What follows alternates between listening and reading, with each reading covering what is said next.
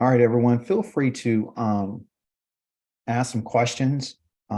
If you are, you know, concerned about anything or you just have something you want to mention, feel free to share what you've learned this week. Don't hold back. We've all been on this Zoom for, quite some time. We know each other. We should feel comfortable enough around one another to share ideas, because that's how we learn and that's how we grow.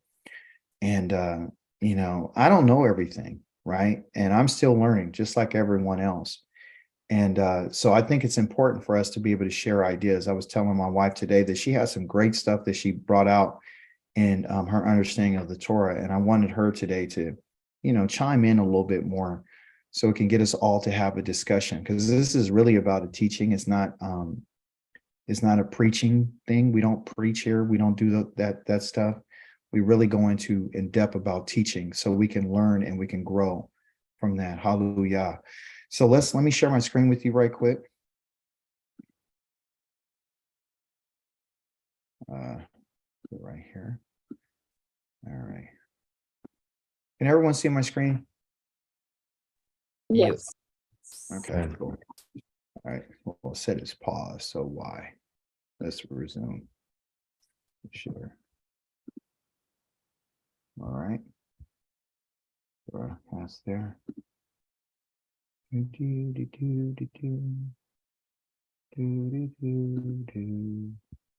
It's tripping.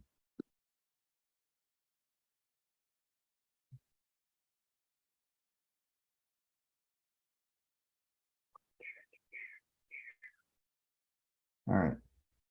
There we go. All right. So this week we've been dealing with the it's actually a double portion called Zazria and Metzora. A lot of teaching. The primary goal is to find out about how one should be purified. How is one to be purified, and who is in charge of the purification, and why is it necessary for us to be purified? And if one is unclean, what are the procedures in which they must follow to go through? And so this in particular teaching this week was very telling about our situation. In Vayikra chapter number 15, verse number 31, which we find in our Torah portion, the Most High speaks to Moshe and Aharon, and he says this to them. He said, "You shall put the Israelites on guard against their impurity, lest they die through their impurity by defiling my tabernacle, which is among them." Usually when we do our Torah portions, we're looking for the answers, right? Often the answers are found literally almost at the end of any teaching that the Most High is sharing with us, right? He walks us through it. He tells us what the procedures are. He tells us what the Torah is. He lets us know. He describes, that which we're going to be faced with as a people. And so the main goal here is to cause Israel not to die through their impurities, because they're living amongst the Most High. His tabernacle is among them. And his tabernacle is the place in which he dwells, and which he also calls his home. Okay? Because the Most High has a house. All right. And so, the Most High is he's our Father, and he's determining or making a determination between that which is clean and which is unclean. What I found to be interesting about the Torah portion, is that when we talk about being clean or pure, which they call tahor, Tahor, it's the man who's contained within, meaning what's inside of a person, right? Because you got the first letter, which is the tet, out of this word tahor, okay, and then you have the other root letter. Let me see, so I put it right here. The other one is a resh, okay. This hey right here is the child root, right? But the two main roots of the parent is these two letters, which is the tet and the resh. okay, which the resh has to do with the head of a man, okay, so it has to do with the man. So the tet has to do with what they would call a container, okay, to contain. That's the reason why it looks this way, because it's supposed to hold something inside, okay. So what it is the man, to contain the man, what's contained in the man, right? Kind of like the man is more like a vessel, right? So what's ever inside of him, right? And so what we find in our Torah portion is this idea about that which is in a man or a woman that actually comes out. Something is released outside of the container. Okay. That which is coming outside of the container might be blood. It might be an issue of blood in terms of a woman, right? It might be a discharge, which could be anything, which he describes of any type of fluid, right? So now we see that the container has some type of release or some type of leak, okay? So if someone is leaking something, okay, this Most High is letting us know, I don't want anything around that's leaking, either blood, discharge, or even what he mentions about semen, okay? When a woman has her menstrual cycle, what's inside the blood is which is defilement, because there's death in the blood, okay? The death of what's in the blood of a woman through her menstrual cycle is that she had that egg that comes down, okay? That egg goes through a process of death, okay? When a man has a seminal emission, right?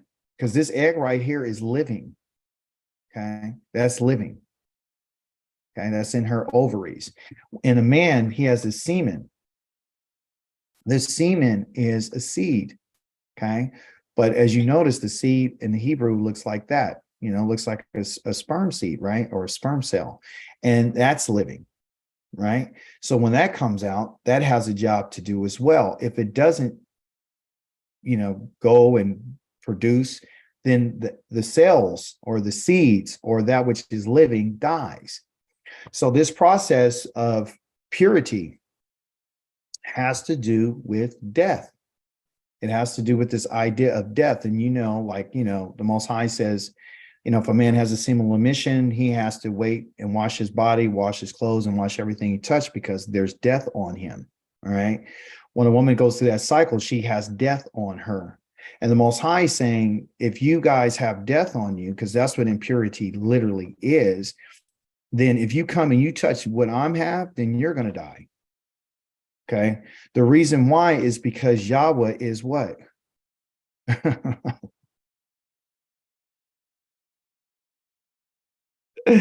Yahweh is a living Elohim, and Yahweh will never die.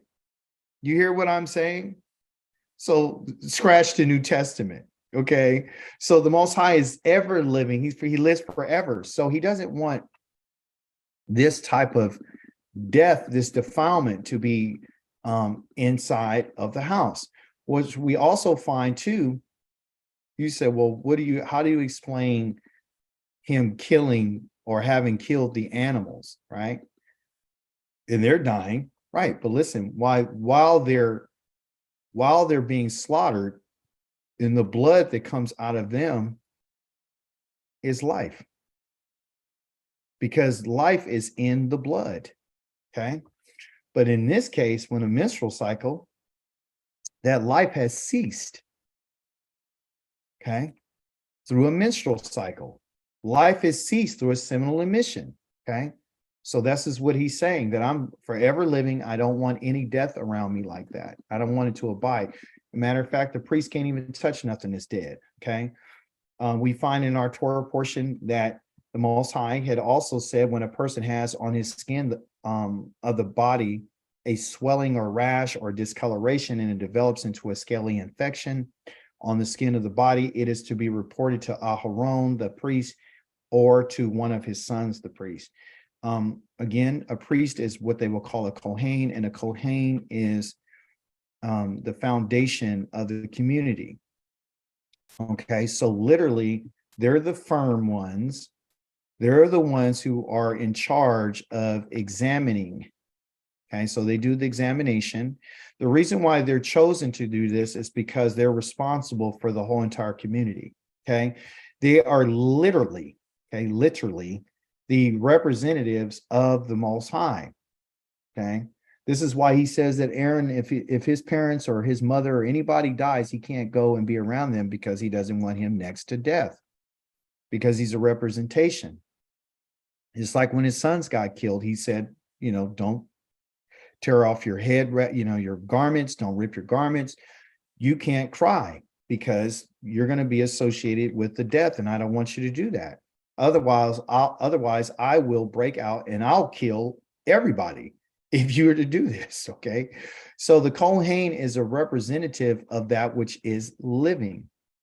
Okay, he's a representative which is living, he's a representative of the Most High. And so when we find that the Kohen is doing this examination, is it really the Kohen doing the examination, or is it really he just a representative of the one who has put him in the place to do the examination? The Most High is the one ultimately causing this Kohen to examine the person, okay, or persons or items or a house or whatnot. So in the Torah portion, you saw that he was in charge of examination and was to make a determination of whether something was clean or unclean based upon his observation. Okay, so this observation and examination cannot be performed by anyone, meaning it can't be anyone outside of the realm of a Kohen. So it's Aaron, Aharon, the high priest, or one of his sons. They had that because that was their duty, and that is their responsibility to the community on behalf of the Most High. So anytime you read about a Kohen, you literally need to remember that they are the ones who are standing, okay, in place of finding what is righteous and what is unrighteous, what is clean and what is unclean. That's their job. You can also find that in Ezekiel, which talks about they're the ones who make those determinations, not just anyone else, okay, which is a big part of our Torah portion. Okay, so we're seeing their responsibility and their role. It mentioned too, like what they're going to be examining is these swellings, right? These swellings, these rashes, these bright spots. This word I put it here phonetically. It's spelled phonetically. It's not transliterated the right way. If it was transliterated the right way, it would just be S and then an E and then a TH. Okay, and it'd be called Sa'ath. Okay, right? But phonetically, it's called Seath. Okay, and so, or Sa'ath, and a Sa'ath is a swelling that we found, which was something that the priest would have to see. And if they saw this, they would say, okay, we have an issue, right? So when looking at this word and dealing with the body and dealing with this swelling, it had to do with this idea of exaltation, okay? Or something that has been risen up, something that is prideful, okay? Because a lot of people ask themselves in their Torah portion, how does, like I mentioned earlier this week, someone was concerned because they said, well, I don't see this. I don't have any experience with this. I haven't seen any of this. There is no priesthood. There's nothing. So how does this Torah portion apply to me? Well, it's my job as a teacher, okay, and as your brother to go in and find out what is the Most High talking about, okay? So in this idea of swelling, what he's talking about is this will appear because of these things. So, when you see a swelling or you see a spot or you see some redness or some inflammation, that's something that's caused from that which is internal. It's within, okay? And we find that, when you look at the physical, right? The physical is just pointing you to what's going on in the spiritual, or what you would say, what's going on within one's mind. Okay, who they are, right? And deals with their heart and their mind, okay, or their nefesh, their soul, their person. Okay. So when you read this, understand he's not just talking about that which you can physically see on the body. What he's saying is that which is within is starting to come out and surface on the outside. So again, we have this idea of that which is on the inside and that which is on the outside. Another point that I want to bring out right quick is that both humans and animals, they share both that which is tahor, which is purity, and tameh, which is impurity. We share that. Okay, so we can go just like them. We can go from being tahor, which is pure, and or tameh. Okay, humans and animals were created on the same day. Like when I talk about animals, I'm talking about the behemoth, which are the animals like the oxen and the cows and the sheep and the goats. Okay. Also, too, the other animals, which are called kaya, okay, which those are the ones that are wild. Okay. If you notice, the Most High chooses certain animals to say that they're pure and they'll be accepted to him, which are the ones that are domesticated. They're not wild. Okay. So this idea between a behemoth or a kaya is one that is clean and one is unclean. When the Most High asked Noah to go get the animals, he chose a certain amount of clean animals and a certain amount of unclean. Does anyone remember how many clean that he asked for? How many sets of clean animals did he ask for? 7. Thank you. 7. How many did he ask for the unclean? Just one pair? No, 2. Oh. He asked for 2. Okay. So the 7 and the 2, right? So 2 being witness, 7 meaning complete. All right. Now the question for us, because we're learning, is can a kaya ever be a clean animal? Can a wild No. animal ever be considered clean? No, No. Why not? because it's wild and it doesn't have any order. It doesn't have Uh-huh. it deals with blood. You know, most Yeah. wild animals deal with blood. Right. Wild mhm. animals, thank you, Qua. Bring that out. Wild animals, what they do is they're predators. And what they do is they shed a lot of blood. That's what they do. You know, the eagle, the lion, if you notice, they saturate themselves in blood, right? And that's all they do. So what they do is they're opening everything. So what they are is they open up and they create and they cause wounds. And so when something is open, it's no longer contained, right? It's exposed. Containment, praise be to the living Elohim. Containment has to do with that which is secure. Containment means that it's closed and it's not open. In our Torah portion, what we have is a lot of open wounds, which is indicative of what you would say something that's wild.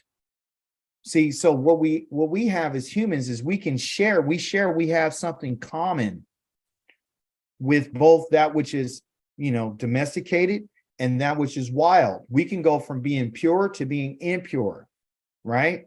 A lion is always going to be a beast. He's always going to be a predator. There's nothing you can do to change that. But we share the ability, like him, to shed blood. And the Most High, the people that he's leading, he's saying, when you're in a wild state, you have this ability to shed blood, and you're no longer the one who's pure. Purity is not your deal, because you're opening things. So what we see is that we share both the ability to be pure and to be impure. We have the ability to be domesticated and to be able to be tamed and to be able to follow, to do the work we need to do. And then also too, there's a side of us that's wild, that, that's out of control and can't be contained. right? And we're the ones who are causing wounds. I wanted you to be able to see that, okay? So we share that with them, right? And again, the point of making mention of that is to let you know if we share these attributes with the wild and with the domesticated animals, it should let you know that we are nothing but a different type of species like them. Well, we possess both of what they both have. We can be clean and unclean. We could go between both. So the Most High is saying, when you go to the unclean state, to me, you're like a kaya. And that means that you're aggressive. That means if you know that when a woman gets on her menstrual cycle, what is she like? She's irritable. Go ahead, Kai. Qua. I was just going to say that in our last Torah portion, Yah separates what animals are clean and unclean. And so it's like, why wouldn't us being a created creature of Yah, he's telling us how to be clean and unclean before him. It's like he's separating us. And then as you look at the other nations, they don't have this. They don't have this Torah. So they are never clean before Yah. And they don't possess the ability to be, because he didn't give them the ability to know the difference between clean and unclean, because they don't have who? They don't have the Kohen. They don't have the priesthood. They don't have the one who stands in place between Yah and the people to teach the people to know the difference between clean and unclean. That's what Qua is saying. If you don't have the Kohen and you don't have this bloodline, because that's a bloodline, by the way, if you don't have that bloodline, you're not able to stand in the place to examine, to determine what's clean and unclean. So apparently right now there is no priesthood. Okay. And so physically, we see the Most High talking to us about what's in us. The swelling here is not just the body, it's talking about the attitude of a person. I wanted to bring that point out. Okay. Also, to understand that Zazarat, which we call Zazarat or Mazorah, is a supernatural touch recognized by this word called nega. Okay, nega. And you might hear it in a derogatory term that's used for Black people called a nigga. Means the same identical thing. It's a supernatural touch. That means that the Most High has put his touch on these people.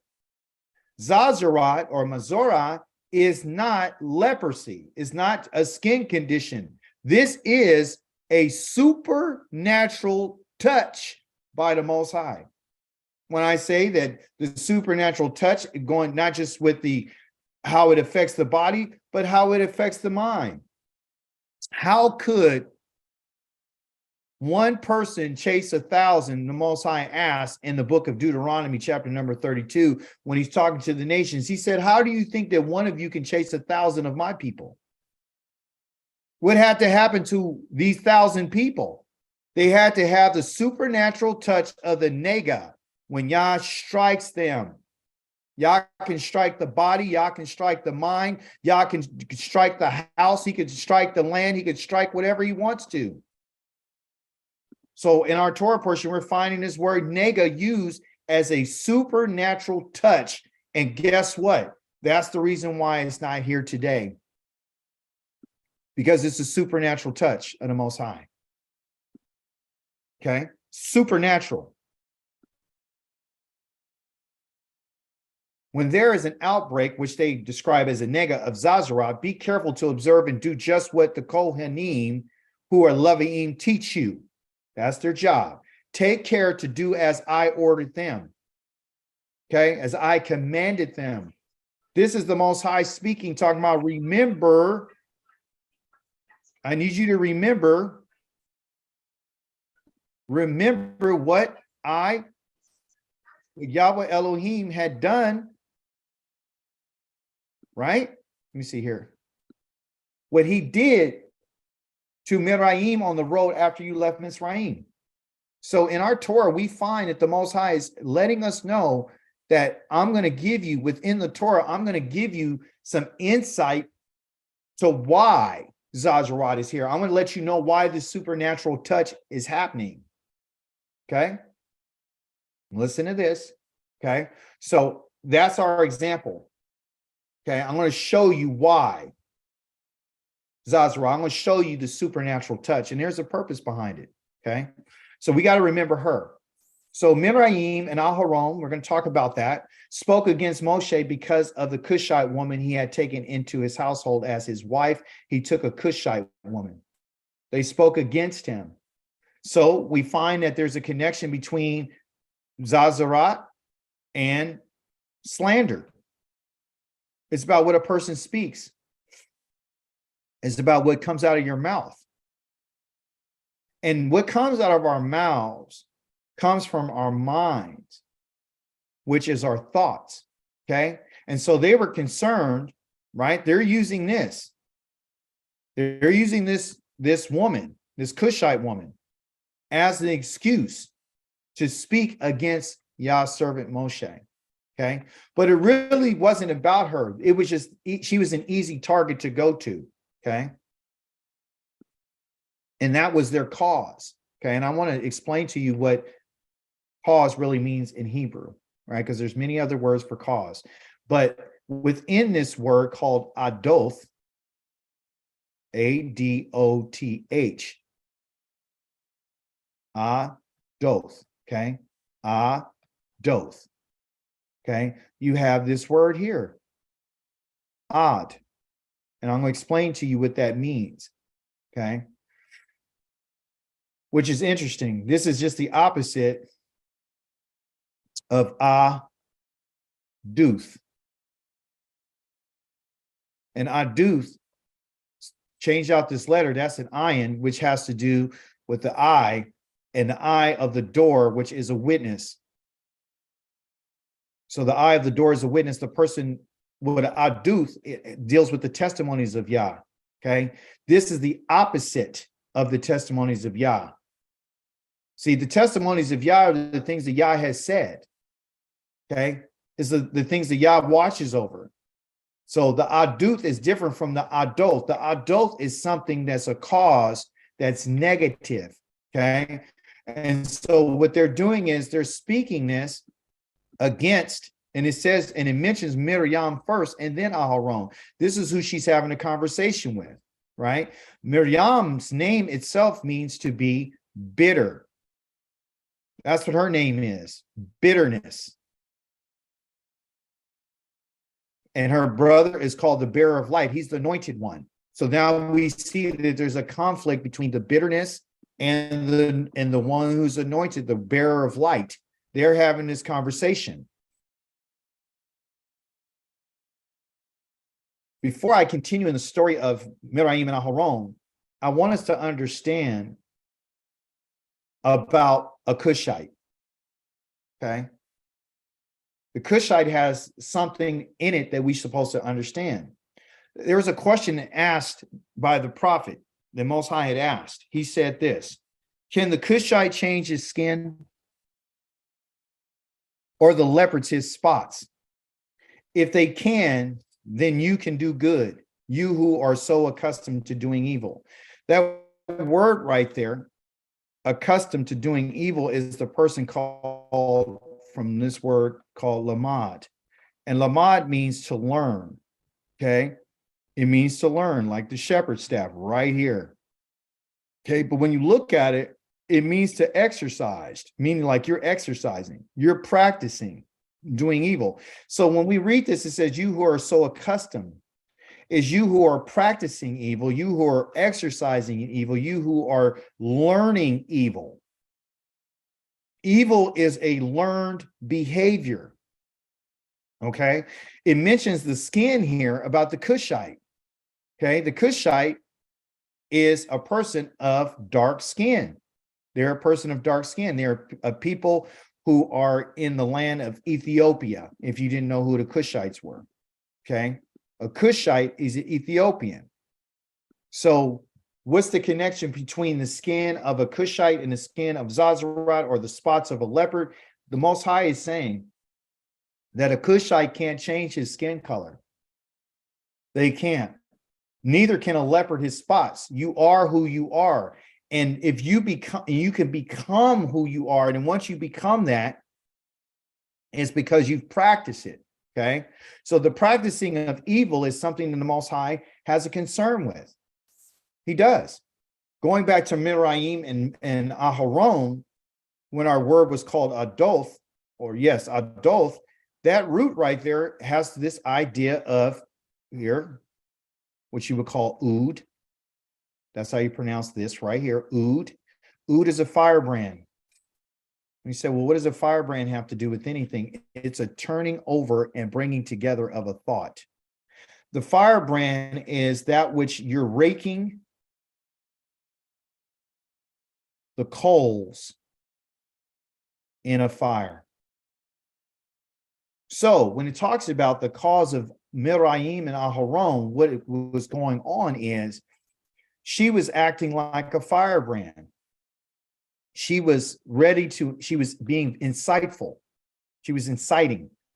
She was causing hostility. She was causing problems. She was bent on being violent towards Moshe's wife, hostile towards this was going on, okay? Inciting problems, what they would call being a troublemaker. That's a firebrand, very fiery, ready to keep it going. But what it is like raking over coals in a fire to keep the fire going. Once the coals get raked over, there's a whole bunch of ash. And what happens is that ash becomes a cloud. It becomes an abundance of that. So when a person is feeling this way, like they were feeling, they're turning over the ashes. They're turning over the coals. And that's what it is in our minds. You start thinking and thinking and thinking and going over and over and over again about a thought that can cause harm to someone else. Okay. You're now a troublemaker. You're inciting violence. You're bringing something to the community that you shouldn't. And more specifically, we're bringing things to Yah's household. That's a problem. Within that same context of Miraim and Aharon being troublemakers, right? Because they had asked a question, he's going to marry this. Doesn't Yah talk to us as well? Is he talking to us or he's just talking to Moshe? So now Moshe himself was a very humble man, right? He's very humble, more so than any other human being on the earth. And I put the Hebrew here just so I can show you this word that's found in it called ma'od.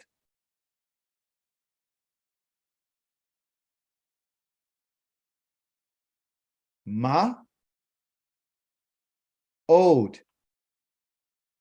Okay. Root word here. There it is.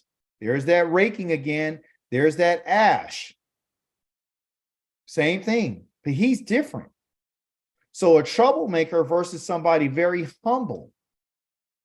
When I talk about ash, what we're talking about is abundance. Okay. So when it talks about him being very humble, he had so much humility. It was like nothing but a cloud of ash going up. That's how much he had. One person is raking the coals to keep the fire going, causing problems. The other one is so abundant in humility that, it's overwhelming. That's how humble this man was. He was more that than any other human being that's on the earth. And here's the Mikol, meaning anybody else who could be tamed. Okay. He was a na. A na here, meaning there's an ayin, which is an I. The noon, which is a continuance. The I continues. So what are we to learn from an I that continues? What does an I do?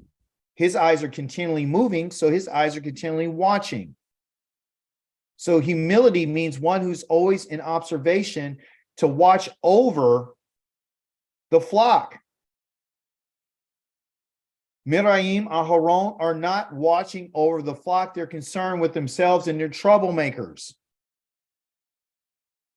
The one who's humble is the one who's tamed. The one who is tamed is the one who's in service for Yah to watch over the flock in order to keep everything going. It's a continual eye, a continual watching over them for good, not hostility. There's a consequence for this type of behavior. Because you ask yourself, well, how is this connected to our Torah portion? It's connected to our Torah portion because the Most High is letting us know what type of people you're dealing with. I'm dealing with a firebrand, a ood, or you could be a ma'od. You could be ood, or you could be ma'od. I would suggest that we become ma'od. I would suggest that. I would make that recommendation because here's the deal. When this happened, the Most High heard it. And suddenly Yahweh called to Moshe and Aharon. He says, come out, you three, to the tent of meeting. So the three of them went out. It was an immediate response from Yah because he heard it. He moved swiftly. He moved with quickness to address this issue that can cause a problem in his household. One who's trying to watch over the flock and the other one that's causing problems in the household. They came, Yahweh came down in the pillar of the cloud. He stopped at the entrance of the tent of meeting and he called out to Aharon and Miriam. The two of them came forward. In the Hebrew, we saw earlier in Moshe's teaching that here it says Anah, same one, same word. But this word here means a pillar of a cloud. More specifically, the cloud. Again, what does a cloud do? A cloud is watching. That's why the Most High appeared in a cloud, because he's watching over the flock. He has a determined eye of being watchful. He always has his eye on his people. So he does this. He's standing there. And what he did was, according to our Torah portion, when we find out how Yah feels about things, we find out that it's Vayikra, the name of the book that you and I are in right now. So the Most High is calling out to them. He's proclaiming. When he says he called out to them, he's calling out to them for them to come and stand before him to give an answer for being a troublemaker, found by him doing a Vayikra. So we see here that the Most High, the cloud of the Most High, Anah, is sharing the same root that Moshe had in his humility, right here. Same one, an ayin and a noon and a wa. And it's humility. Here, Yah's cloud. So Moshe is aligned with Yah. So what do you have to be in order to be aligned with Yah? One has to be ma'od anah. We have to be anah. We have to be humble. That's what we have to be in order to be aligned up with Yah. And Elohim said this, hear these my words.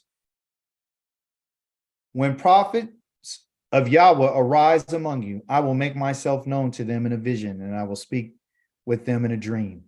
Now Yah is going to discipline Miriam and Aharon. Okay, listen what he does. He's telling them that these are my words. I highlighted my words because the only way that you and I can truly be disciplined is by Yahweh's words. Yahweh will tell us what the problem is, and he's going to discipline us through his words. The word that he's going to discipline is the command that he gives. The command that he gives will be something that is supernatural. It's going to be different than it would as a human being, because we're not dealing with a human being. What we're dealing with is a living Elohim. And so he tells them, hey, listen, hear my words. These are my words. Hear my words, so I'm going to tell you. If I'm going to make myself known to them in a vision, a prophet, I will speak with them in a dream. Not so with my servant Moshe. He is trusted throughout my household. So Yah brings them out to discipline them because it has to do with his household, his Beithi, my house. So what we understand now is that there is a father over the household. We understand that there's discipline in the household. We understand that the words that the Most High gives to his children are the ones that are going to discipline them. We understand that there's going to be consequences, okay, for going against what the Most High says. See, what they wanted to do is they wanted to incite violence so they can cause a problem in the household of Moshe. So then they can kind of usurp his authority and say, okay, well, now that we got that cooking, now the Most High can talk to us so we could take his place. We could take his place now because there's confusion in his house now. And he's not really the leader that the Most High caused. So they're trying to cause a problem for him.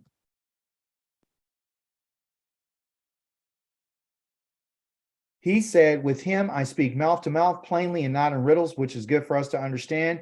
When you and I are reading about Yah's words and we're talking about the discipline of Moshe and he's correcting us, because that's what this is about. This whole Torah portion is about discipline and it's about being corrected. Okay. And when Yah corrects us, he's not going to correct us with some riddles. He's not going to do it in riddles. He's going to do it very plainly. So when we come to understand the text, even in the book of Deuteronomy, it says that Moshe explained plainly the Torah. Yah doesn't talk in mysteries. He doesn't talk in, riddles where someone has to try to figure it out and spend weeks and months trying to figure it out. Okay, especially because when he gave it to Moshe, he gave it to him in a way that Moshe would deliver it to the people. Why? So the people can what? Can grow. So the people will be able to understand what he's saying. So the people could be productive. So the people can learn how to operate in Yah's ways. Okay. So here's the deal. He said, how then do you not shrink from speaking against my servant? Why this word shrink here is, why didn't you have enough fear? Why weren't you trembling when you decided to do this against my servant, the one who's bringing forth my words? I don't talk to him like you through a vision. I don't talk to him in a dream. This is the reason, one of the reasons why I always tell us that when you're listening to Yirmiyahu or Ezekiel or Isaiah, and someone's trying to get you to say, well, these outweigh what the Most High says, you got to be out of your mind. The Most High has only talked to Moshe mouth to mouth. That means that he speaks, I hear him, and he hears me. There is no vision. There was no dream. Moshe never received a dream. He never received a vision. There's nothing that was open interpretation. He literally heard the words of the living Elohim, and they were having a conversation. Just like you hearing me speak to you right now live over Zoom, this is exactly what it is. I'm not in your presence. Me and you're not sitting in the same house, but I'm talking and you're listening, you're hearing me. That's what Yah is saying about Moshe and the Most High. So if you and I want to understand the Most High, then we have to listen to his servant Moshe. If we're going to find out what we need to do to be disciplined, we should listen to what Moshe said, because the Most High spoke to him because we as a people decided that we didn't want to hear Yah's words. We wanted Moshe to teach us, and that's something that we caused on ourselves. So we have to live up to that. That's part of the agreement. Yahweh was angry with these people, still incensed with them. He was angry. He departed. Yah departed. I highlighted here about his anger because in Yah's discipline, he can discipline in anger. This word off means nose. And what is, but does the Most High have a nose? He's given us a nose so we can relate to him, meaning that when a person gets angry, the first thing that flares is their nose. This yakar right here is a ket and a resh. The ket is outside, which is a wall, and the resh is the head, which has to do with a man. The man that's outside is the one who's under an extreme amount of heat from the sun. which makes him hot. So the Most High was hot. He's not a man. He's just giving us an example, what we can understand. A man is sitting in the sun. He's getting hot. The Most High was hot, and his nose, if he had one, was flaring. I'm very, very upset right now. So in his discipline, he's about to give, tells us something that is going to be supernatural. Listen what he does. As the cloud withdrew from the tent, there was Miriam stricken with snow white skin. When Aharon turned toward Miriam, he saw that she was stricken with Mazarat or Zazarat. That's what she was stricken with. That is a supernatural touch of the Most High. Okay? Instantly. Didn't happen over time. Instantly. That's who we're dealing with. That's Yah's discipline. So now we see a connection between Zazarat, which is called Mazorah. You can see the connection here between this word Zara right here, and that means Zazarat. When we see this, we see the Most High must be angry in order to give a person Zazarat. That's the connection. That's the reason why this story, he tells us to remember what I did. Okay, so I want you to remember this, because this is letting you know why I'm giving Zazarat. Okay, so I give Zazarat for slander. I give Zazarat for being a troublemaker. I give Zazarat for being hostile. I give Zazarat for being deceitful. I give Zazarat for people talking about each other. I give Zazarat to people who are causing problems in my household. And I'm going to deal with you in a way that lets you know that I'm angry. I'm not pleased with you.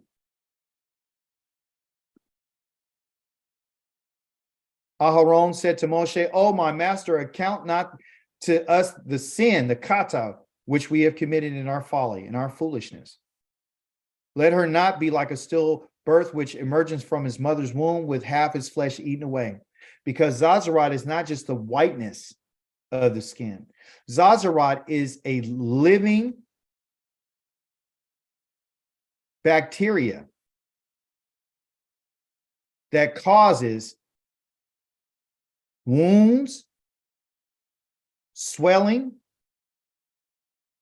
redness, pus, and it's open. It's open, okay, which causes a person to be unclean. So this virus or this bacteria is literally eating. That's why he says if you see it, it has raw flesh. That's why he's saying, it looks, Jesus emerging from the womb like half his flesh is eaten away. So it wasn't like you just turn white. Your skin is eating away. It's destroying you. It's bringing you to ruin. You understand? You're being reduced. You're being humiliated. Therefore, because of this, you have to go to a place that separates you. And he said, we did this. The sin there is we've missed the mark. We've missed the mark in our unfounded, unwise. That's what being folly is, or foolish. Our unwise talking. Sometimes you and I can say some things that is just downright unwise. It's not just stupid, it's unwise. Often we bring things on ourselves because of the words that come out of our mouth. And we don't understand how powerful our words are. And yet we still ignore the fact that we live in the presence of a living Elohim who sees, who hears, who feels everything, who gets angry. And we can't forget that. Our missing the mark can bring these things upon us. You see? Because of our unwise conversation.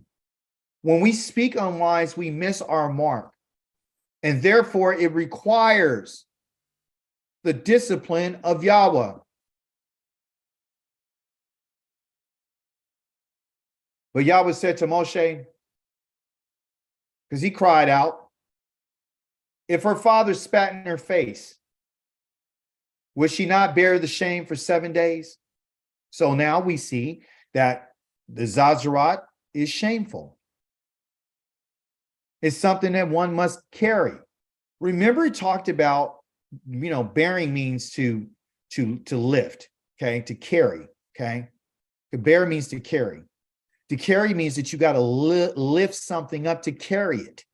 When a person gets full of pride, they're the ones who are lifting themselves up.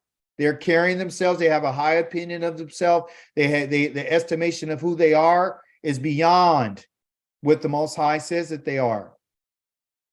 It's shameful to speak unwise. It's shameful. See, so what the Most High does, he says, because of your conversation and because of your uplifting of yourself above me and above what you think that who you really are, I'm going to put some shame on you for 7 days. It's just like I spat in your face. Someone spits in your face is unclean. We mentioned in our Torah portion, somebody spit on somebody that was unclean, they're unclean. The Most High spat in this girl's face. His daughter. Miriam is Yah's daughter.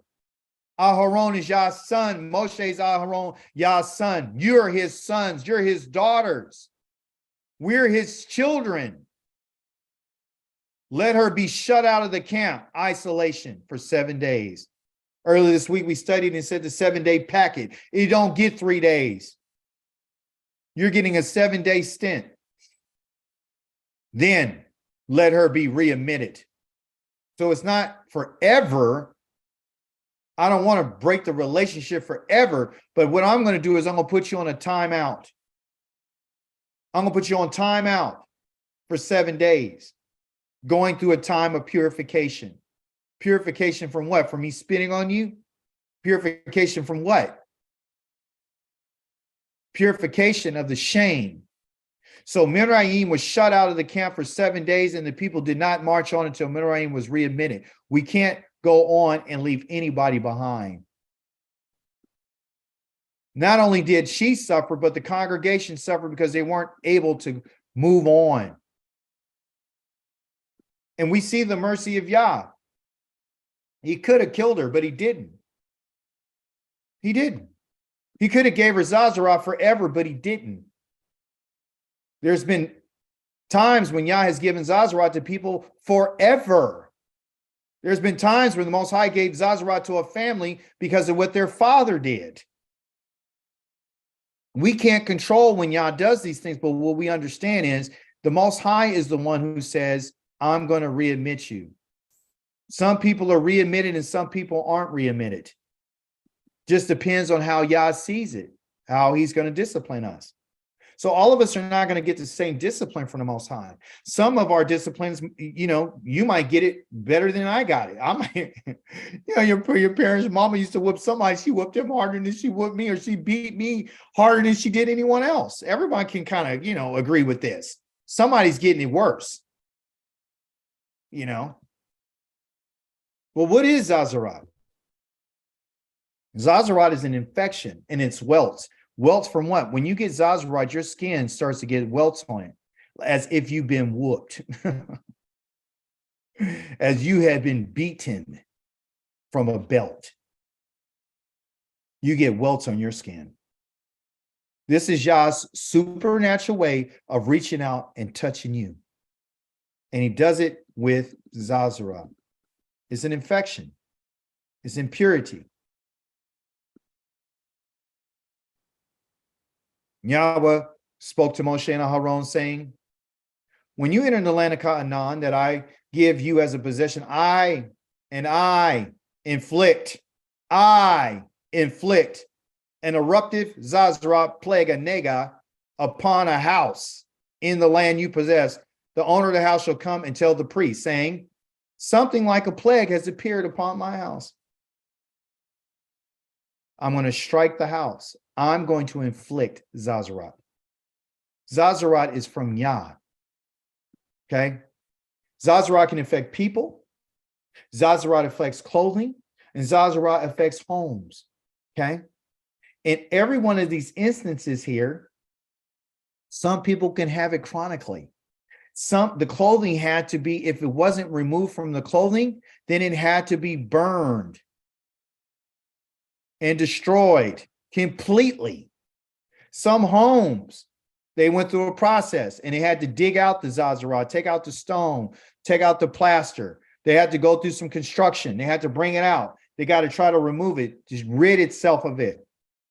Then they went in and the priest did another inspection, and guess what? It was still there, it was still spreading. Guess what? The house was completely destroyed. The clothing was destroyed. The people will be destroyed. Why is the question?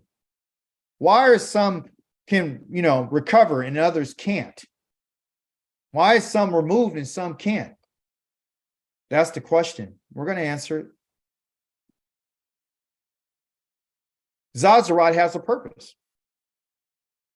The purpose of Zazarat is to reduce what? A person. It can ruin a person. It can ruin your skin. It could destroy you. It's rotting and it's decaying. So the Most High is giving all these things to us and showing us these things to let us know that there's a purpose behind my supernatural touch. I'm going to reduce you and I'm going to bring ruin and destruction upon you because there's something inside of you or it that is rotting and decaying. There's disintegration. I'm going to separate you now. Why? Because I need you to understand that it's the way that you think. It's in you.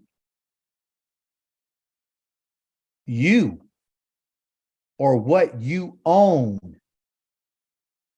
is the problem. If I'm not going to hit you, I'll hit what you own. I'll hit what you wear. I'll hit where you live. Because Zazarat's purpose is to bring this to your attention.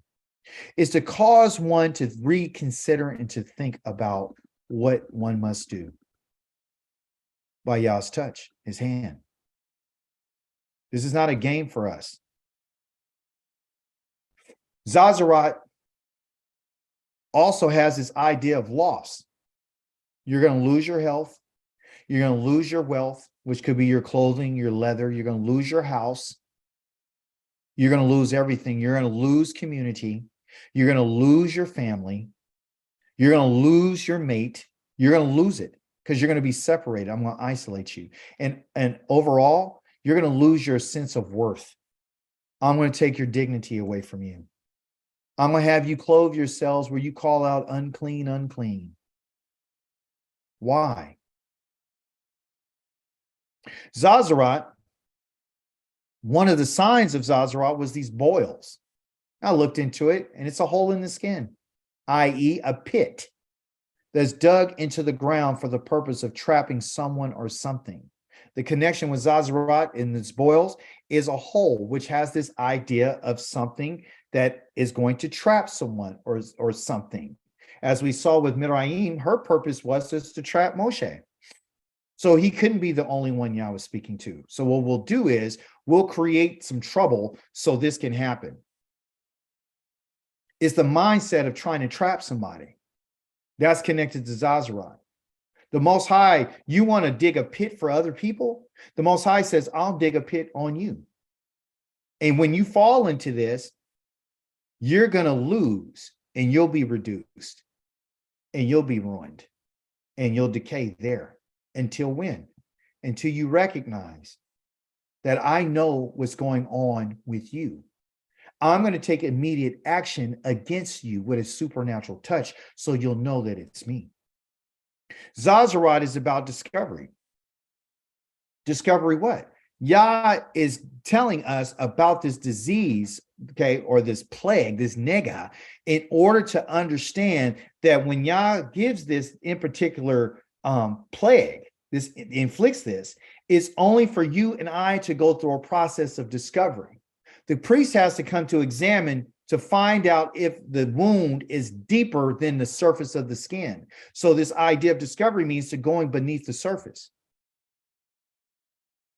Yah's letting a person know who has Zazarat, then I'm going beneath what a person can see. You might look good on the outside, but I know whether or not this is going to continue to spread, continue to flourish. So what we need to do is we need to go beneath the surface on you.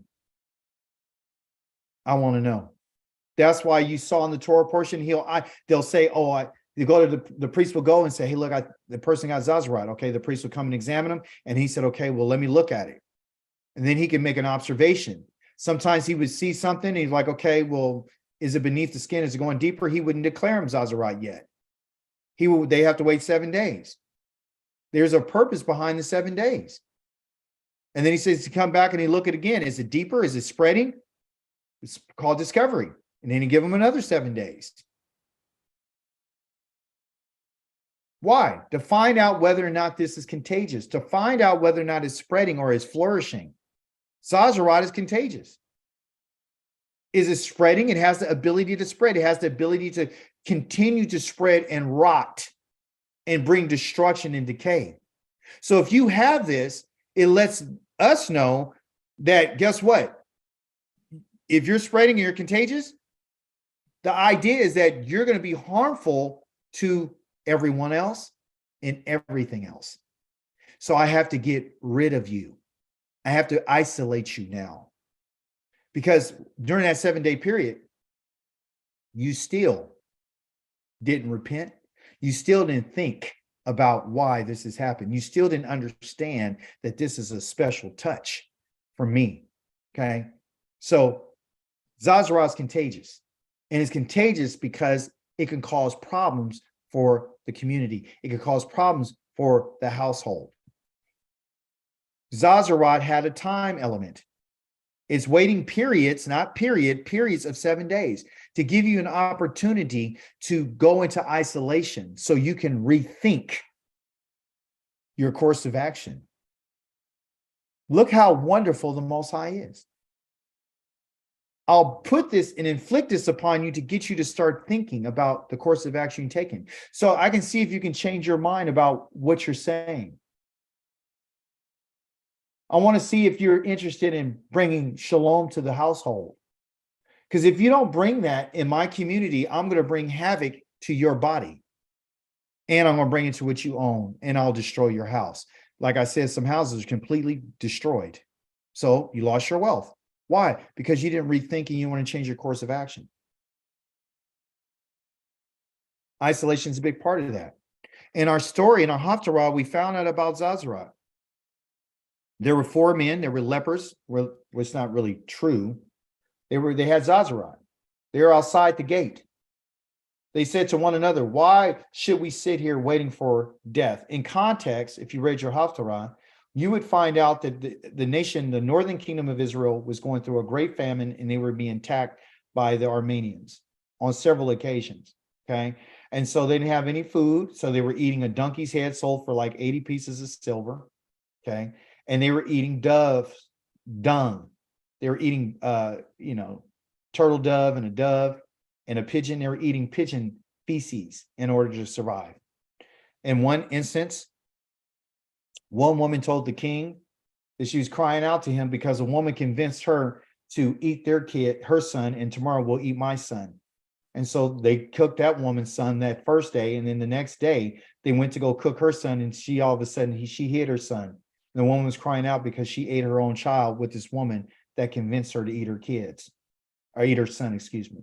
And then she went to go eat her son like she promised her, and she didn't. She hid her son. That's how bad that famine was. Okay. And the Most High had brought this upon the nation of Israel. And then there was a prophecy connected to it. You really should go back and read the story. It begins in chapter number 6 of 2 Kings, and then go all the way through chapter number 7 today, later on, and you could get the full understanding. But there were 4 men who had Zazarat who were living outside the gate. And they said to one another, why should we sit here waiting for death? Because there was no food. Okay. And they were already outside the camp in their isolation. So now what they're looking for, what Zazarat does, everyone, this special, and listen, Zazarat is just the name. And like we all said, you don't see it because you don't see the touch of Elohim, especially because we're not in our land. But the idea behind Zazarat is a touch from Elohim. That's what I'm going to tell you. Okay. So when we talk about Zazrai, don't just think, well, it's just going to attack the skin, or it's just going to attack the house, or it's a touch from the Most High. Okay. So, and when you get into this position of Zazrat, into this place of ruin and decay, the first thing a person wants to do is escape it. They want to escape the Zazrat. Okay. So what they did, they're saying, hey, we want to escape death, right? But truly what it was is that they were trying to escape their Zazrat. And then they had said, and there, this is all they're thinking. This is their conversation. If we decide to go into the town, what with the famine in town, what with the famine in town, we shall die there. Meaning, we could go back into the town, we're going to die there. And if we just sit here, we're going to die. We're still going to die. So come, let us desert to the Armenian camp. And they will let us live. We shall live. Okay. If they let us live, we'll live. We shall live. And if they put us to death, we shall but die. Okay. They're seeking refuge. Listen, escape and refuge. So Zazrat, they're trying to find somewhere to go. And here's the question though. Why do they want to go to the Armenian camp? Besides not wanting to die. Why would they want to go there? Why would they seek refuge among the Armenians in their condition?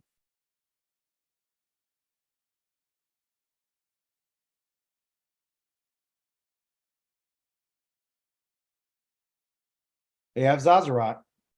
They've been isolated. Why would they want to go to the Armenian camp?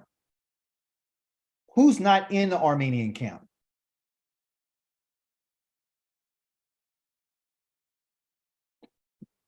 There is no representation of Yah in the Armenian camp. There's no one there to tell them, you're unclean, you can't come in here. There's no one there to isolate them. There's no one there. Listen what the Most High is letting us know. When we get touched by Yah, okay, the first thing we want to do is escape it and find refuge somewhere else where Yah is not present so we can escape it. Okay, so they're looking for refuge to be around people that are not like them. So they can fit right in and ain't nobody gonna say nothing. A skin disease is not a big deal to the Armenians. It's not. It truly isn't. They don't care. They don't have a priesthood. They're just like, okay, you got some infection, you got some wounds. Okay, well, dress up, just stay away. Okay. But this is what they were doing. They set out at twilight in the dark for the Armenian camp. When they came to the edge of the Armenian camp, there was no one there. So now we get this camp idea. Most High tells us, if you got Zazrat, you go into solitary confinement. Here, when they get there, there's still no one there. Why?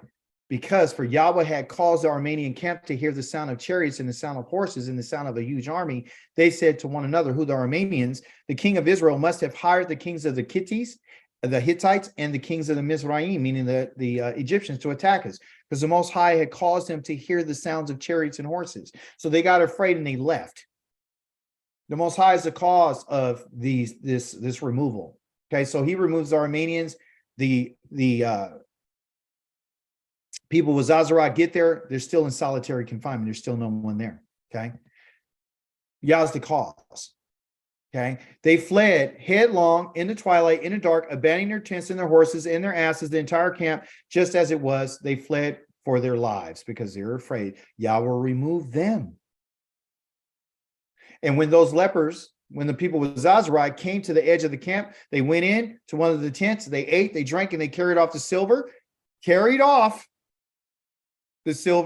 and gold, clothing from there. See?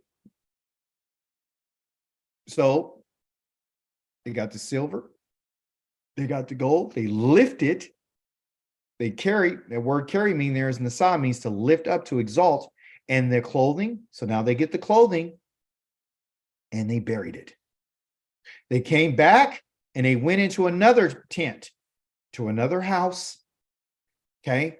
And they lifted up off what was there and they buried it. Zazra gives us insight into what a person is thinking. This story in the Haftarah is used to give us insight about some of the other causes of Zazarat. Okay? Some of the other causes of Zazarat. Look at their behavior. They carried off the silver, the gold, and the clothing there, and they buried it. They went to conceal.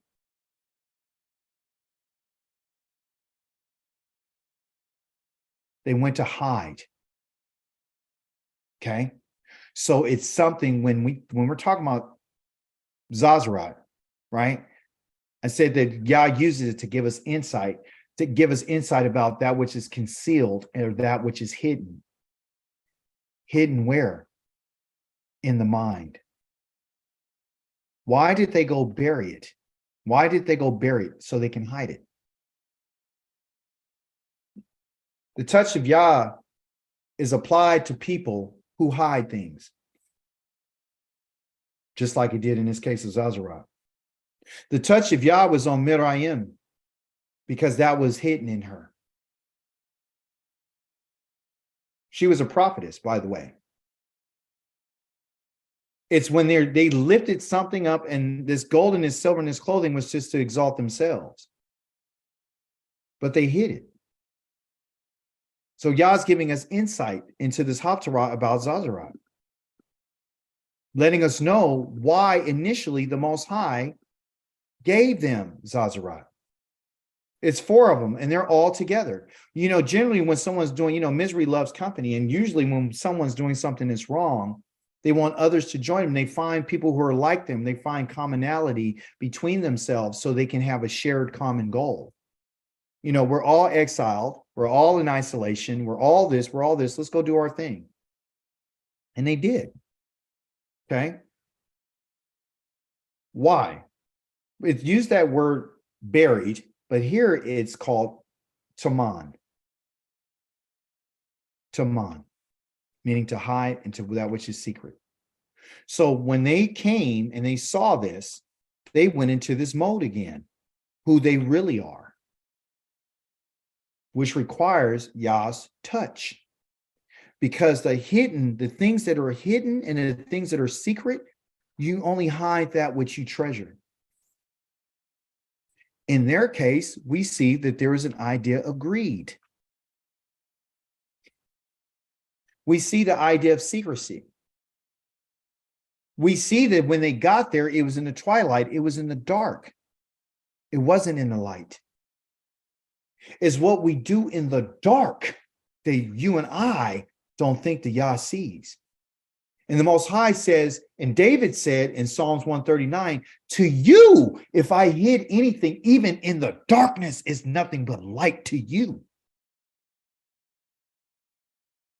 What we hide is what we treasure and what we cherish. Some people treasure anger. They can't let go. They hold on to their anger. They hold on to it, to unforgiveness. They hold on to whatever they need to hold someone in bondage so they can have an upper hand over them. You remind people of what they did to you 15, 20 years later.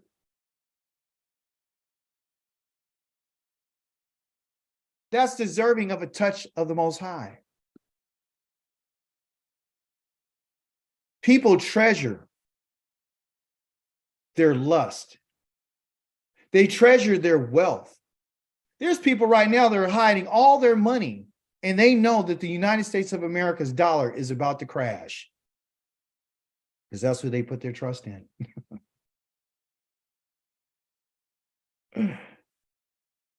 Some people treasure other people's opinions over what Yah says, you see.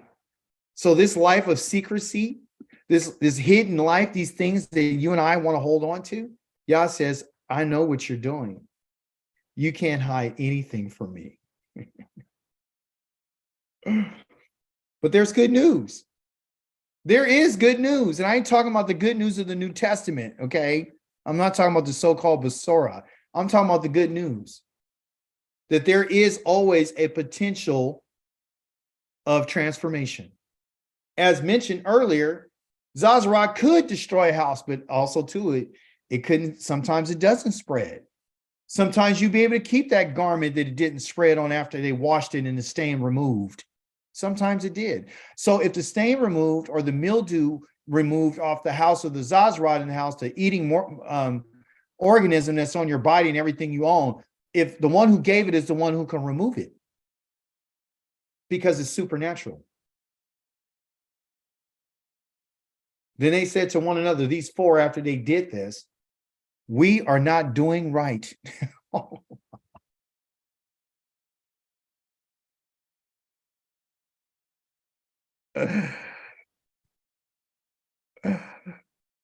You and I have to acknowledge that you and I sometimes are not doing right. Instinctively, we know we're not doing right. We're not doing right. And we know it. But we try to hide it. But why were they able to come to this conclusion? Why is this possible? Why is there potential of transformation? Because Yah puts a person in isolation in order to get them to think. Why am I alone? I hate being alone. Walking with Yah is so lonely. I don't have no one to be with. I got to be around a whole bunch of people. Let's start a congregation so that we can get more people. We can be around other people so we can feel safe.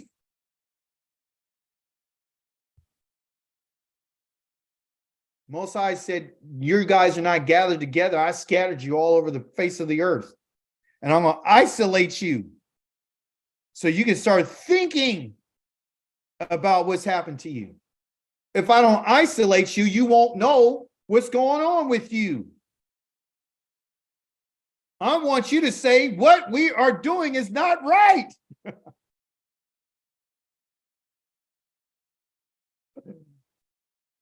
It doesn't say in the text that they went to a priest and they got healed. What it was is this is the healing. Hear me on this. Because in our Torah portion, he said that a person that has Zazarat over their whole entire body, the whole body turned white, he said, then they're clean. Doesn't mean that the outside is going to actually just, it's going to magically go away. Yah's trying to get us to think about what we're doing. He's trying to get us to think about what we're saying, how we're living and how we're treating other people, and the words that are coming out of our mouths, the attitudes. This is the good news today for us. You and I cannot keep silent like they were. They said, we can't do this. We can't keep silent. Not on no good news. Listen what they said. If we wait until the light of morning, we shall incur guilt. Yah is letting us know something by this. Remember he said in our Torah portion, you shall be unclean until the evening. If this happens, you should wash your body and wash your clothes. You'll be unclean until the evening. You do this and that, you'll be unclean until the evening. All in chapter number 15, you'll be unclean until the evening. Because right before the evening ends, you have an opportunity before the light comes, before the sun rises upon your body, and you have to confess that day that again, I'm guilty again. I'm unclean again. Light brings a touch of warmth to the body from the morning. Is another touch from Yah. If you got the warmth on your body today, you should know that Yah has allowed you to feel the touch of his light. You can see things that are just obvious. Like the priests were examining, there was times when it was obvious that someone has Zazarat. They called it what it was, and I didn't need to wait. I understood that that's what it is. The priest, again, is a representation of someone who's on behalf of the Most High to let you know, I'm going to tell you what it is. I ain't going to give you a delay on it. If you have Zazarat, you got it. You need to start thinking for the next 7 days what it is. Don't wait until the light of morning. You are in your Arev right now. Listen to me carefully. Arev in the Hebrew means twilight or a time of mixing between light and darkness. That's why when you go out and it's like light and darkness, you start seeing all those different colors in the sky. Things start transitioning. So we're in a time of transition. And before Yah's light comes to being and he sheds light on everything, because he said, I'm going to bring light and I'm going to expose all the death of everything. I'm going to expose it all. You don't want to be found in that time to be guilty. Here it says incur guilt, but they said it called awon, and awon means to be perverse. You don't want to be found in perversity. You don't want to be found in a way of twisting, the twistedness. You're twisting Yah's words. You're trying to make clean unclean. You're trying to justify your hatred and your anger that you've been holding on for about 20 years, and your unforgiveness of someone else's, inability to do something you thought that they should do to make you happy. Come, let us go and inform the king's palace. Let's go make it known. And by the way, their word inform there, let's go proclaim and make it known. Let's call it what it is, which is kara from your word wayikra. Because there's an opportunity for potential of transformation. And in this moment, these individuals were transformed. They had a change of heart. They had a change of mind. And who knows, maybe they did have their bodies brought back. Okay. Now, in closing, I want to tell you about a person that was not an Israelite. His name was called Naaman, a commander of the army of the king of Aram, the very people they were bringing a war against Israel, who Yah ran off later on. This is chapter number 5. So in chapter number 7, that's when that Yah ran off the army. They've always been trying to fight the northern kingdom. So when the king of Aram, he was a commander, and he was important to his master, and he was high in his favor. And through him, Yahweh had granted victory to Aram. Yahweh is the one who gives people victory. Okay, so Aram is around conquering other people. Really, Aram is Damascus, Assyria. And so through him, Yahweh had granted victory. Any victory that be given to any nation is because of Yah. It's not because of their own power. Yah causes even the people who are not Israel to prosper. Okay, like he says in Jeremiah chapter number 18. Okay, so but the man, though a great warrior, he had Zazarat. Zazarat is not doesn't discriminate. Zazarat doesn't discriminate. There is a purpose for him to receive Zazarat, because Zazarat here again is not leprosy. The same man that Yah used to grant victory to is the same man that Yah gave Zazarat.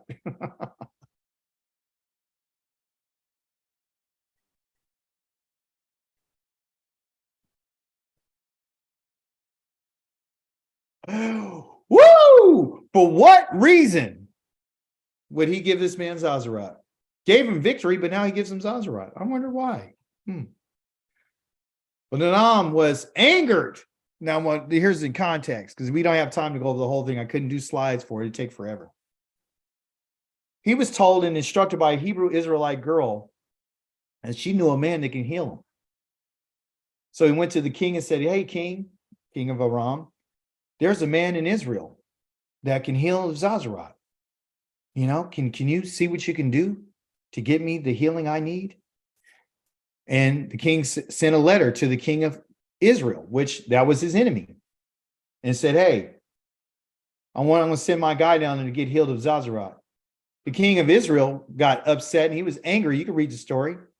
He's like, man, how am I supposed to do this? Am I the living Elohim? Can I do this? This guy's trying to set me up. He just consistently wants to go to war with me.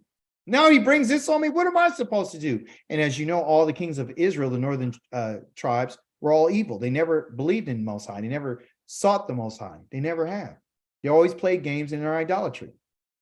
So Naam comes down, right? And he's looking to be healed. So he goes to the prophet and Elisha, and Elisha tells him, hey, Go down and wash yourself in the Jordan River 7 times. And that's all he said to him.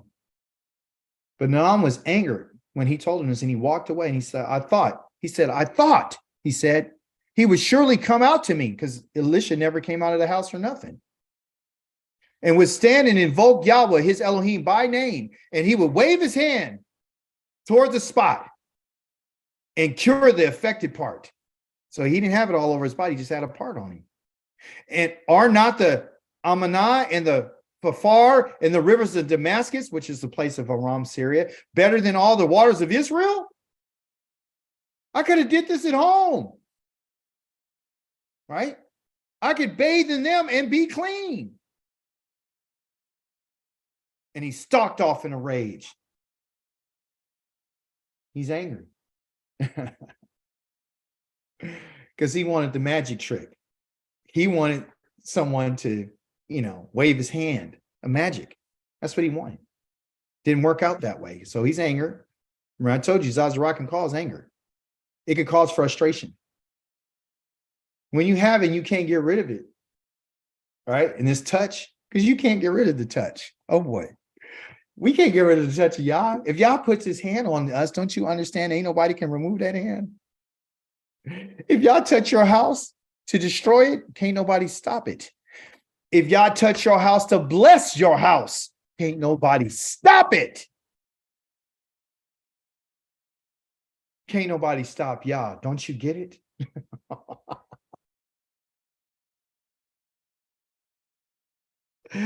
Zazarah is frustration, but guess what? Zazarah can cause somebody to shema and listen, and they can hear and they can obey. But his servants, talking about Naam's, his servants came forward and spoke to him after he's all angry. He said, "Sir," they said, "if the prophet told you to do something difficult, would you not do it? How much more when he has only said to you, bathe and be clean?" So he went down and he immersed himself in the Jordan 7 times. Completion, purification, sprinkle of 7 times. Here's the 7 times again. Here's a packet of 7 times again. As the man of Elohim had commanded, gave instructions, and his flesh became like a little boy's. He was clean. Why? Because he's Shema. The Most High is not asking you and I to do anything difficult. If you really think about it, I'm asking you to think.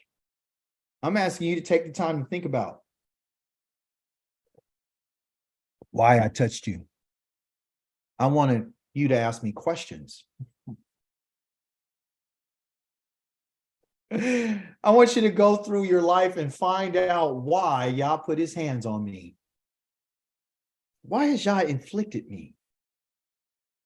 Why has he brought this upon me? Well, often we find people making accusations and accusing the Most High as he's the guilty one, like he hates me, like the children of Israel said about the Most High. He hates us. That's why he brought us out here to the wilderness, because he's going to kill us. Had nothing to do with their behavior. It had to do with Elohim. Do you really believe the Most High touches people because he just doesn't like them? Did he respond to Mizraim and Aharon that way because of what? Because he just didn't like them? What we know is that Yah is righteous and he's just. If there's ever a touch from Yah, it's because it's justified. And it's out of love. You need to hear what I'm saying to you, okay? So he got his healing because he decided to Shema. He decided to go do what the man of Elohim commanded him to do. Doesn't matter who told him what. It's the message. The message is follow what Yah said. Our man of Elohim is Yahweh speaking to Moshe, giving us insight about what Zazarah really means. Listen to me very carefully. Zazarah is about intimacy. Dawid, you've taken it too far. How could this be about intimacy? Listen to me carefully.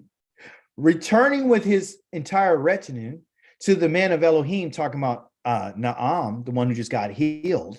He stood before him and he exclaimed, now I know that there is no Elohim in the world except in Israel. So please accept a gift from your servant. Listen to me carefully. This word here about now I know is this word called yada. Yada means to be intimate. The goal is from Zazarat is for everybody who gets it, who has a touch from Yah, whether it's a skin issue or whatever kind of touch is in your house, whatever the touch is that you know that there is no other Elohim except for in Israel. There is no other God. There is no other God who knows you intimately. I know your thoughts. And I know your ways. I know you're rising up, and I know you're laying down. I know you. But I want you to get to know me. I want you to know that there ain't nobody else except for me that knows you. There is no other God in the world. There's only one in Israel. So when Yah hits us with this touch, he's telling his people and others, there is nobody else except for me. I'm your healer, but I can also be the one to put the infliction on you. I know you. I know what you need. I can put you in the right position. I can actually move a whole entire army and remove them out of the place just so I can isolate you and bring you to a place so you can change. The famine was for the nation of Israel, for the 10 tribes. But those 4 men were in a state of isolation. And they're the ones who brought news to the people that helped them to get out of their hunger so they won't be continuing eating their kids, so that they would know that there's an Elohim, because the prophecy was Elisha telling the king that surely by tomorrow you're going to be able to buy some wheat, some fine flour and everything. And that came from the army that left the camp, the Armenians. So what we understand is that Yah is trying to get his people to know him on another level. If you and I are going to be in the presence of the Most High, then there is going to be intimacy. And if there's intimacy, there can't be any uncleanness. And then when you fall and you fail and you get this little attitude and you start talking about people, I'm going to let you know, I'm going to check you immediately. Because you and I are intimate. You don't get to know me and live the way that you want to live. You don't get to know me and slander people. You don't get to know me and show up unclean. You don't get to know me and have the honor and privilege of standing in my presence with filth on your body. You don't get to know me in that state. You don't get to know me in a state of your need. That's why I separated you and put you all over the planet, because you're not going to get to know me in that state. I'm not accepting uncleanness. I'm not accepting it. Not when you're talking about to be intimate with me. Intimacy with me is purity. I ain't talking about purity of just your body. I'm talking about purity, not only on the outside, but purity on what's on the inside. I'm talking about purity of your thought life. I'm talking about purity about how you operate inside my household, in the community that I love. I want you to know now that there is no other Elohim in the world except for in Israel. That's what this is about. That's the way that Yah is intimate with us, and he cares about us, and he puts this touch on us just so he can remind us, because after you go through this process of Zazarat or uncleanness or any uncleanness he mentions, is talking about so we can restore intimacy. I want to restore the intimacy. I want you to be brought back to me so you can be restored to the relationship, so we can be close again. I don't want you in isolation no more. This is good news. This is good news for us, is that you and I are going to be reinstated and be restored back to intimacy with Yah. He's brought this upon us to let us know, while you're in the state of your Nida, while you're in these other nations, that I want you to know that I intend on bringing you back to me, and you have to go through a process of being cleansed. I want you to know while you're in the lands that you are in right now, that mean you're not intimate. Go to the book Hosea chapter number 3, verses 3, 4, and 5. You will find out that there's no intimacy with you and I right now, because there's no priesthood. There's no one to declare you clean. So I need to bring this to you because the goal is to bring you back to closeness to me. That's the goal, to get the relationship back the way it used to be, to restore that and bring that back together. We can come together now because I'm your Elohim. There's going to be moments when we're not going to be able to come together like a woman and her husband during the time of administration. But there's going to be a moment when they are going to come back together. You understand? So there's breaks in it. It's not always there, but it's there. So I'm creating this idea of closeness. And what I really, really want is I want you to desire to be back intimate with me under my terms. That's what I want. I want intimacy with you under my terms. Your Torah portion next week is Vayikra chapter number 16, verses 1 through 8, chapter 18, verses number 30. And your Haftarah is the book of Amos, which is chapter 9, verses 7 through 15. Lucas, I see your hand. Yeah, you started out by saying this was a double portion for this particular week. Was that noted before, or was that just something that's part of the cycle? I wasn't aware. Yeah, it's part of the cycle. Tazria is generally like just 1.5 chapters. Is chapter 12 and then chapter 13. So that what they do is they double up on both of those together. Okay, is there a good way to know to Well, reference? well, no, it's not really. I mean, this is the way, like, for example, like I said before, the Chabad or the Jewish community, sometimes they're like a week or two ahead, and then finally they come back together when they do this double portion, right? So there's times when the Torah portions are so small that, here it is, way. When you look at Tazria and you look at Mizora, they're connected because it's still talking about the Torah of purification. So it all goes hand in hand. So if we just did Tazria this week, all we would have been talking about is just, childbirth and circumcision, and that would have been it. And it would have been, how a person comes back. Then after that, we would have not got the full understanding of the Torah of impurity, which Zazarat or Mizora is part of that impurity. So it's not just Tazria that has to do with impurity, but also to Mizora. But, Chabad has it, and then also to, I think the Sefaria has it as well, but I don't know what other indication you would have besides that, but looking at the text, you could see that, those two go hand in hand. They go together.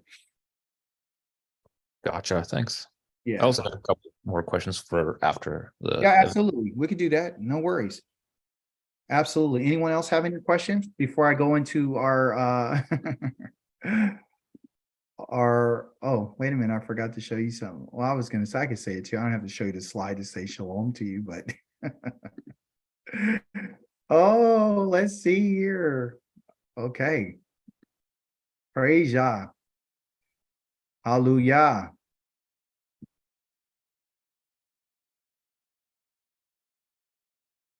Kwa, are you still on? Yes. Okay, I need my my commentator. Okay. Let's see. Oh, this thing is tripping. Okay, here you go. All right. Let's get it. Now listen. I want us to understand that this is just a learning tool. It's going to be good for you. I think I highly recommend you play. Go to www.kahoot.it. And also too, if you're watching live by stream, you could go here too. And you can get on and put that code in there, and you got to play the game from your device, which is your tablet or your phone. That's how you're going to answer your questions. Okay, we got our runners up. Let's Let's see. Shabbat shalom, Claudia. Hallelujah. All right. Look at it. Why? Having some issues loading. Oh, there you go. Oh, there you go.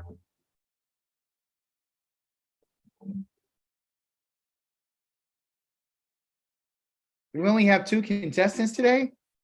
Oh, we got Dr. Uranus in the house. That's right. Also, Kel is joining. Yes, praise y'all. Oh, Ken is on here. That's right.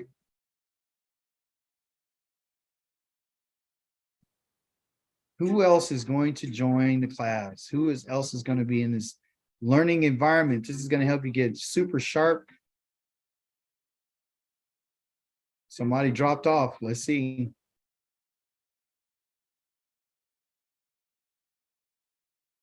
So Ken, Kel, Yared, Lucas. Who dropped out the game? Great lesson. Shabbat shalom, Fanta. Yes, Anthony. Come on, you guys. I need. Well, I can't force you to play, can I? Ken, are you on here? Where's my eagle at? All right, I'm gonna give him probably another minute or so and we'll get started. Vika, that's right. Vika's in the house. There she did put 2023 as a bear. And then somebody else will wrap up in a scarf. Come on. All right, killed. All right. Well, I'm missing my eagle, man. Where is she? All right, I'm gonna give you 1 more minute before we get started. We have 5 contestants. Down to 4. Vika's back. All right. All right, you guys, I'm ready to go. Zoria, Mazora.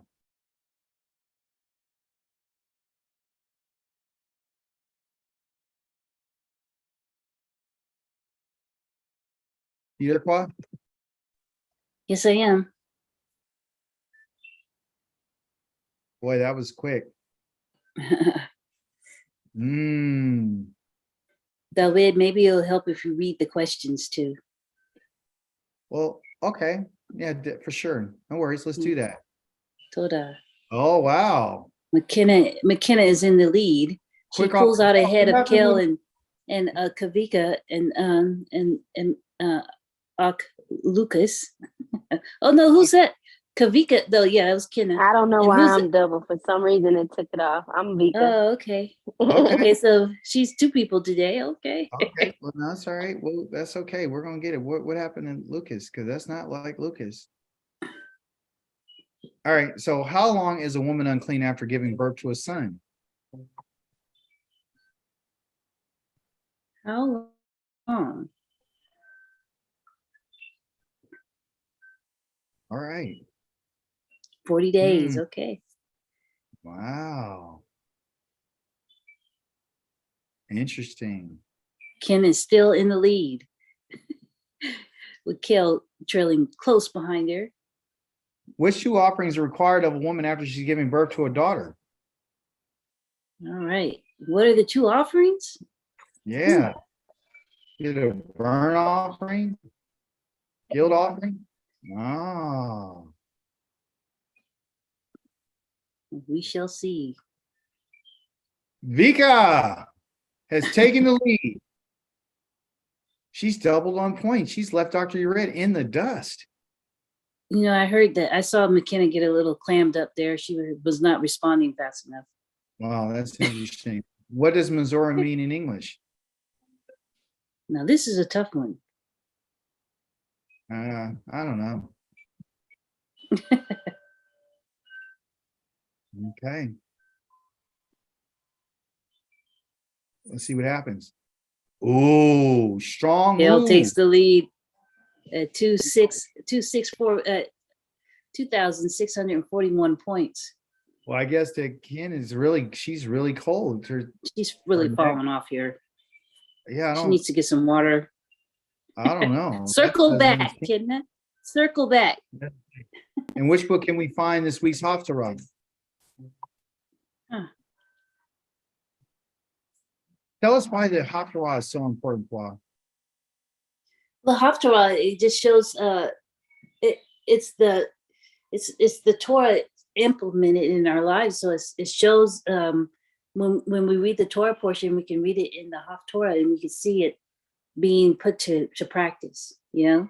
So like you see in Kings, and you see where the stories that we just heard about the Zazarat and the man with the greed and things like that. So you see it actually played out in the Israelites' life. So Right. even it's very important. I think it is. I know it is because it shows it in, and not only just giving you a law, but he's Yah is giving us examples of how it's portrayed in our everyday life. Right. And then he points the Haftarah towards the Torah portion, which gives you like an example to look at to give you a little bit more insight. So that's pretty cool. Let's see who's doing it. Oh boy. Lucas has moved up. He's got Vika by at least 70 or Look at Kel, 3,554 How- what is he- points. does he have How'd like you do that? I don't know. Hmm. His eyes are With working. 3 correct answers in a row. He's had 3 correct answers in a row. Okay, don't leave Dr. Yared out. Don't leave him out of it because All he's right. good. If a Kohen is unsure if someone has Zazra, what does he do? Look at you, that guy, the COVID. Yes, I just experienced that on a high level. Ooh, look at here. Look at look here. Kel. Ooh. All right. See, sometimes, he was an underdog a couple weeks ago. If, if Zazra bag is washed, it is declared clean. Mm.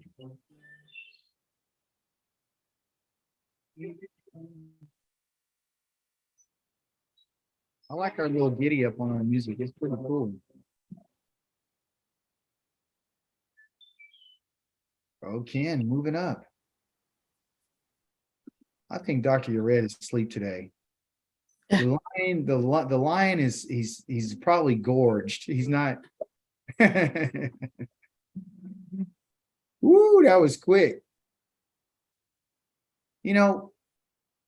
When looking at this Torah portion, and some people felt uncomfortable when it talks about the menstruation of a woman.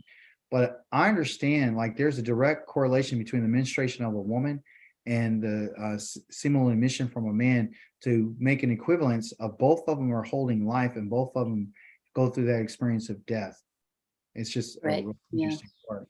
Right. Yeah, I think that as humans, or as in the past, we've been focusing so much on the blood, whereas we don't realize it's the entire death that makes somebody unclean, like with the semen or the seminal emissions.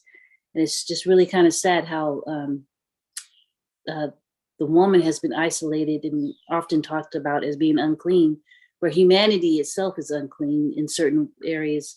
And I thought this Torah portion was excellent because it showed what I still go back to, where he shows the clean animals from the unclean animals, and how humans as Adam, or people as us, how he separates us and where we're clean and unclean from his point of view, or his perspective, Yahweh's perspective. I think Yeah, I love that's that just too.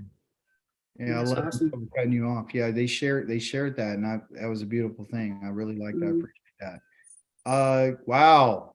Strong move. Dr. Reddy came out of the gate. Oh, he's back. Oh, strong. That was a very strong move. How many men lived outside the city in the Haftarah?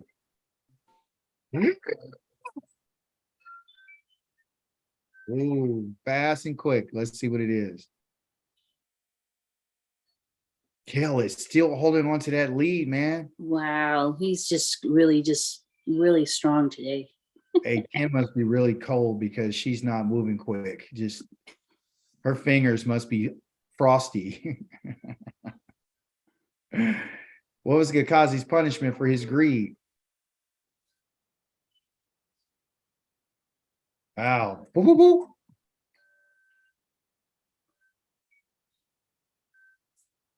Interesting. Interesting. Yeah, I didn't get a chance to talk about Gehazi, but as you can see, we saw the greed with even the four in their gold and their silver and their clothing, Mhm. which we saw in Gehazi when he went out and asked a man for the gold, the silver, and the clothing. I mean, it's just right there. It's Mhm. just Yah's just it's just talking to us. He was deceitful about it as well. Right. Mhm. Right. There you Tried go. to hide it. Hiding it. There you go. Kel is killing the game. But hey, we're almost there. This is 11 to 12. We got an opportunity to Haftarah. Why did the Armenians flee their camp? Ooh, there are people moving fast. I love to see that move, right? Check it out. Mhm. Show move, Dr. Red. Oh, he's got four answers in a row. Oh He has the boy. highest answer strike of 4. Hey, listen, the lion has been aroused. Judah has been aroused. This is it. In Haftarah, what two nations did the Armenians think the Israelites came to fight with? Ooh, those are some awesome answers. Ah, that was great. Here you go. Third place. Lucas, yay. I love that Canadian. Oh, you're in. I love your Canadian moose, Lucas. Kel. Oh, Kel, Kel. all right. Kel All right, was ladies, strong you this guys whole day. did job today. Very good. Let's go Wow. over some of those questions that they may have missed or with some of Look the at stronger the ones. cars. Yeah. Go over the questions. Let's see who came in first. Well, what if my little Nakavas, boy, they didn't. I mean, come on, feedback, right? Is that what it is? I believe so. Let's see. Or view summary? Yeah, let's look at the summary. All right. All right. Question is how long is a woman unclean after giving birth to a son? Correct Nobody answer, got that 0. correct. No one got it correct. Here it is, everyone. Now remember, the 40 days, it says she's unclean, right? But that's not the whole entire time. 7 days is correct in that sense, but it's not completely 100% correct. It's 40 days because she has to go through her purification for an additional 33 days plus 7 days, which brings it to 40 days. So the correct answer is 40 because she can't go to the tabernacle. She can't touch anything. She's isolated. She's going through this period of isolation to go through that time of rebuilding herself back up because she gave birth to a son. The next question was in the Haftarah, what two nations did the Armenians think of the Israelites came to fight with? 0 people got that answer correct, which is the correct answer is the Egyptians and the Hittites, right? Which that's the correct answer. Some people put the Hittites and Cushites.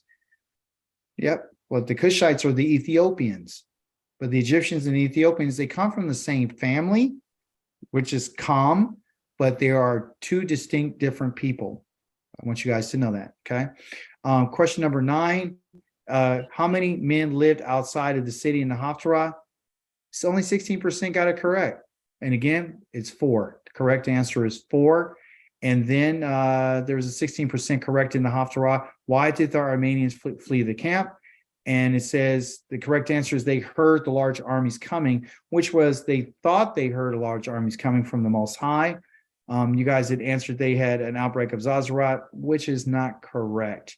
And of course, let me see, one person got it correct. Okay. True or false, if a Zazarat bag is washed, it is declared clean. 33% of you got it correct. But the answer is false. And the reason why it's false is simply because you can wash the bag, but it doesn't necessarily mean that it's declared clean. It has to go through another examination. Okay. And then finally, we have quiz number 5, which is in which book can we find this week's Haftarah? 33% of you guys got it correct. The correct answer is 2 Kings. 2 Kings. So praise be. Can you show everyone how to find the Haftarah in the Torah portion again in the schedule? Absolutely. Yeah, absolutely.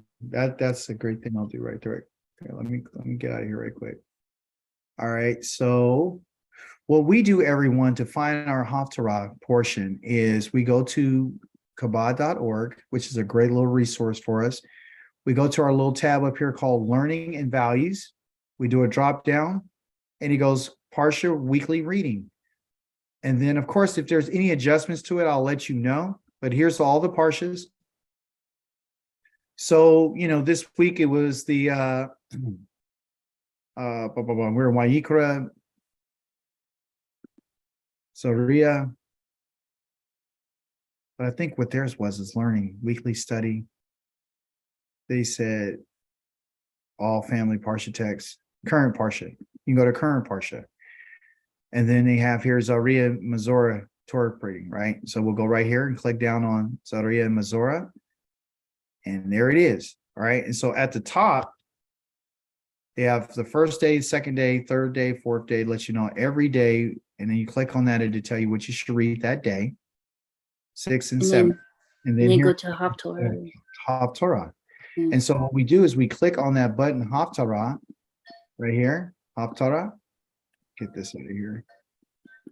And it'll give us the Haftarah. It'll tell you exactly what you should read. Mhm. Can you go to the Sephora too, so they can see it there? Okay. That So one's a little different. Now, one is Ashkenaz and one is Sephardic. So it might be a little bit different. So sometimes the Haftorah is a little different. right, but I read them all just to, and see which one closest match closely to what we're talking about. So okay, so how do you Go to I usually go to topics. okay, so at the topics at Sefaria.org Mhm. and topics, and then what? Torah portion. For a portion, Mhm. you go Yeah, here, just section right there. click the one that you want, right? Mhm. Yikra Mazorah. Okay, so Zariah.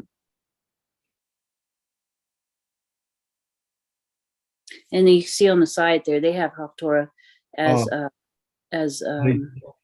Isaiah. Isaiah. Okay. Well, the Jewish Bible, complete Jewish Bible has it as 2 Kings. Yeah. So let's go Go to look at- Missouri. Go to Yeah, Missouri and see what yeah. they say on Missouri. Maybe that's Yeah. why. I think that's the reason why. Yes, Yeah. Missouri right here, and we go to Haftarah. Oh no, they It got the still same. says it. Okay, Yeah. so like I said, this is Sephardic. This one is Sephardic. The other one had that Yeah. one too. Did it? They did. But Interesting. the complete Jewish Bible has it as 2 Kings. I went with 2 Kings because it closely related more to Mhm. Zazarat than anyone else. That's why today I gave everyone the Haftarah that is in the complete Jewish Bible. So that one matches pretty well. So what I told you guys in Amos in chapter number 9. So I'll try to provide you with that, and if you could do some more investigation, these are the two different sites that we use. We use kabod.org. And we'll also use Sefaria just to kind of go between both of them and look at it.